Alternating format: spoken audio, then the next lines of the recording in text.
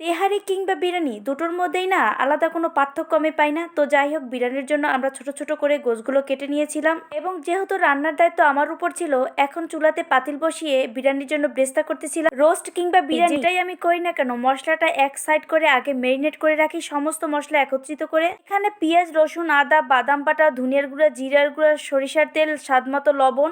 এখন দিয়ে দিলাম টমেটো সস, তারপর দিয়ে দিলাম টক দই, এরপর লাল মরিচের গুঁড়ো দিয়ে এবং লিকুইড দুধ দিয়ে ভালো করে মেখে কিছুক্ষণের জন্য রেস্টে রেখে দেবো। তাতে কি হয়, আমার রান্নাটা সহজ হয়ে যায়। রেস্তা লাল হয়ে গেছে, এখন মেরিনেট করা মশলাটা ঢেলে দিলাম এবং যতক্ষণ পর্যন্ত তেল উপরে ভেসে না আসবে ততক্ষণ পর্যন্ত এই মশলাটা কষাতে থাকবো। তাতে কি হয়, এই বিরিয়ানির টেস্ট দ্বিগুণ হারে বেড়ে যায়। মশলা কষানো শেষ, এবার গরুর গোশগুলো এক এক করে দিয়ে দেবো। তবে এখানে একটা কথা, যেহেতু দুধ, বাদাম বাটা এবং টক দই দিয়েছি, এখানে হাত থামানো যাবে না, নাড়তেই হবে।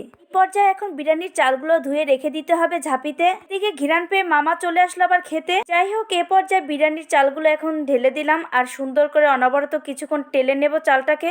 আমি সময় নিয়ে এই চালটাকেও সুন্দর বেশ কিছুক্ষণ কষিয়ে নেব। তবে পানি দেওয়াটা আমার স্কিপ হয়ে গেছে। যাই হোক, এখানে এখন গরুর গোশগুলো ঢেলে দিলাম। এখন উপর নিচ করে সবগুলোকে সুন্দর উল্টিয়ে পাল্টিয়ে দেবো। তবে ভিতরে ভীষণ টেনশনে কাজ করছে, পারবো তো, সবকিছু ঠিকঠাক হবে তো।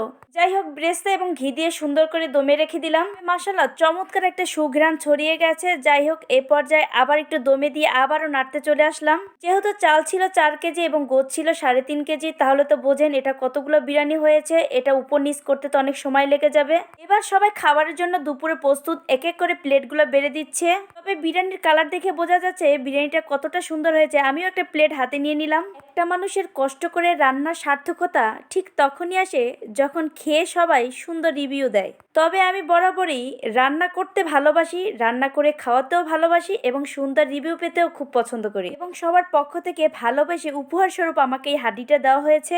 তবে ভেবেছিলাম চাল কমিয়ে নেব, তবে যাই হোক, চালটা বাড়িয়েই নেওয়া হয়েছে আর সবাই খেয়ে কিন্তু মাশাআল্লাহ অনেক মজা পেয়েছে। খাওয়া দাওয়ার শেষ পর্যায়ে এখন সবাই মিলে একটু কোক খেয়ে নেব।